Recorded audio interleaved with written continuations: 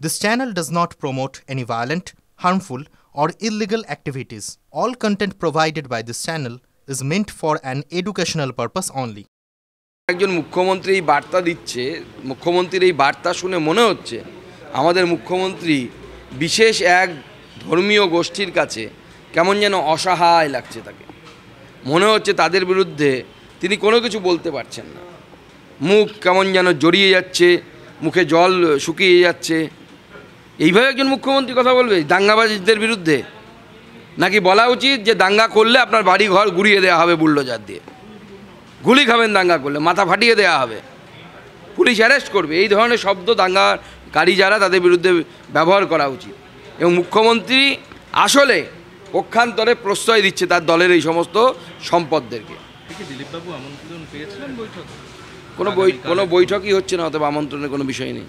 আগামীকালের যে বৈঠক রয়েছে আপনার, আগামীকাল সেটা দেখা যাবে। পরপর বলছেন দলের তরফ থেকে কিছু যা বলার আমি একটাই কথা বলবো, আমি সর্বস্তরের নেতৃত্বকে অনুরোধ করব যে যা বলার আপনাদের দলের ভেতরে বলুন, দলের বাইরে কোনো ধরনের বক্তব্য কারো রাখা উচিত না। আমার মনে হয় কোন কার্ড দিয়ে তৈরি হয়েছে, কি হয়েছে না হয়েছে এই বিষয়ে আমাদের খুব বেশি ঢোকা উচিত নয়। সে যারা ধর্মাচার্য আছেন তারা ঢুকবেন, কোন কার্ড দিয়ে তৈরি করলে নিয়ম ভালো হবে, অমুক হবে। কারণ মন্দির হচ্ছে আস্থার বিষয়।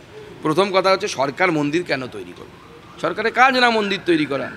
আজকে মন্দির তৈরি করে মুখ্যমন্ত্রী একটা সুযোগ করে দিলেন, একটা প্যান্ডোরা বক্স খুলে দিলেন। এখন এই নিমকার, জগন্নাথ মন্দির এসব করে মুখ্যমন্ত্রীর উদ্দেশ্য একটাই, সেটা হচ্ছে 26,000 চাকরি চুরি এবং তার সাথে এই যে মুর্শিদাবাদে যে হত্যাকাণ্ড ঘটলো, হিন্দুদের বাড়িঘর ভাঙা হলো, এই থেকে চোখ ঘোরানো, মানুষকে বোকা বানানো, আরবিতে যাকে আল তাকিয়া বলে, সেটাই মুখ্যমন্ত্রী করার চেষ্টা করছে। আমার মনে হয় কোন কার্ড দিয়ে তৈরি হয়েছে, কি হয়েছে না হয়েছে এই বিষয়ে আমাদের খুব বেশি ঢোকা উচিত নয়।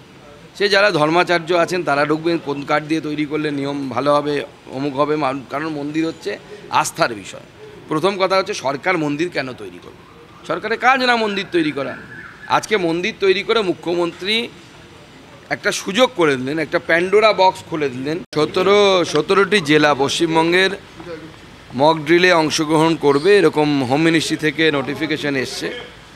আমরাও ভারতীয় জনতা পার্টির তরফ থেকে আমাদের কর্মীদেরকে বলেছি যে এই মক ড্রিলে আমরা অংশগ্রহণ করব এবং আমার মনে হয় দেশের স্বার্থে আমাদের সকলকে, যে কেন্দ্রীয় সরকারের তরফ থেকে এই যে সার্কুলার দেয়া হয়েছে তা ডিস্ট্রিক্ট অর্থাৎ জেলা প্রশাসন তারাও সেটাকে সামনের দিকে নিয়ে যাবে, জনগণের কাছে নিয়ে যাবে এবং যা যা নিয়মকানুন আছে মক ড্রিলে সেগুলো পালন করা যাবে।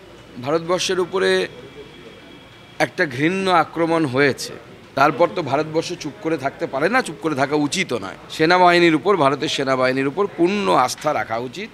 কাশ্মীরের মাস্টার মাইন্ড কবে ধরা পড়বে, কি হবে না হবে, দেশের ভেতরে আছে না বাইরে আছে, সেটা তো পরের বিষয়। কিন্তু তার আগে কাশ্মীরটা তো অনেকটা দূর, ভাড়া অনেক দূর লাগবে টিকিট কেটে যেতে গেলে। কিন্তু পাশেই তো মুর্শিদাবাদে কি হলো, তার দায়টা কার? খুনের নিরপেক্ষ তদন্ত হোক। এই যে ঘটনা ঘটেছে তার প্রয়োজনে কেন্দ্রীয় সংস্থা দ্বারা তদন্ত হোক এবং সেই তদন্তে কেন্দ্রীয় সংস্থা ছাড়া নিরপেক্ষ সম্ভব নয়। কারণ যে রাজ্যের মুখ্যমন্ত্রী, যারা এই হিন্দুদের জীবন বাঁচিয়েছে মুর্শিদাবাদে, সেই বিএসএফের গুলি চালনা নিয়ে প্রশ্ন করতে পারে, সেই মুখ্যমন্ত্রীর কাছ থেকে আর যাই হোক হিন্দুরা কোনো জাস্টিস আশা করতে পারে না।